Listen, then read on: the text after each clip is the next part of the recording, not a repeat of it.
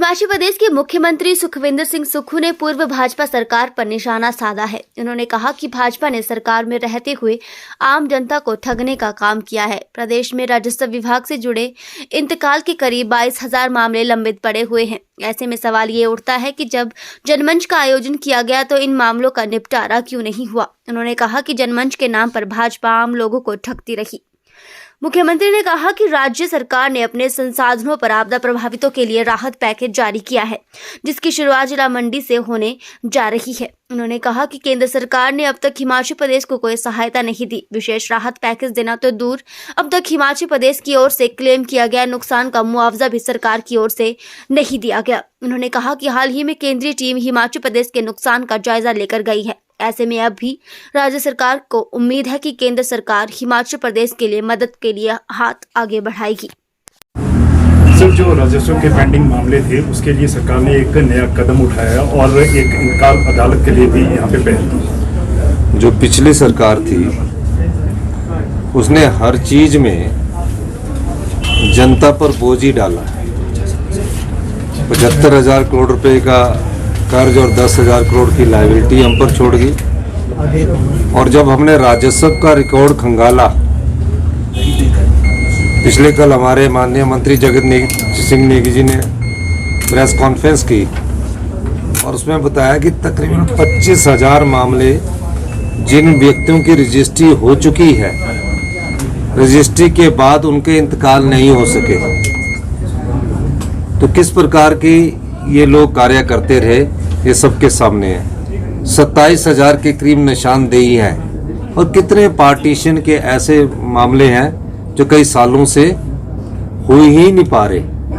कारण ये है कि पिछली सरकार ने जनता पर सब चीज का बोझ डाला। और जो जनमंच की बात करते थे, अब उनसे सवाल ये पैदा होता है कि आपके इतने जनमंच हुए, उन जनमंचों में क्या इंतकाल के काम भी नहीं करवा सके, पार्टीशन के काम भी करवा नहीं सके, डिवीजन के काम नहीं करवा सके? कैसे 27,000 मामले इंतकाल के रह गए?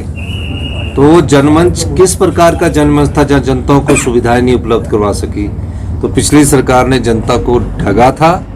जनमंच के नाम पर लोगों के कार्य करने को कहते थे, लेकिन जनमंच के नाम पर उन्होंने कार्य नहीं किए। इसका उदाहरण आपके सामने ये इंतकाल के 25,000 मामले आपके सामने पड़े।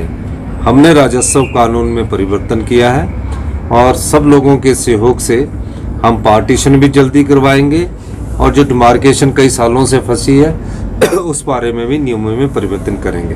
पैकेज का हम मंडी से शुरुआत कर रहे हैं, कुल्लू से शुरुआत कर रहे हैं, बिलासपुर में शुरुआत कर रहे हैं और लोगों को जो आपदा प्रभावित लोग हैं उनको राहत पहुंचाना ही हमारा मुख्य मकसद है और उसके बाद और जो रिस्टोरेशन के कार्य है वो करना हमारा उद्देश्य है। धन्यवाद।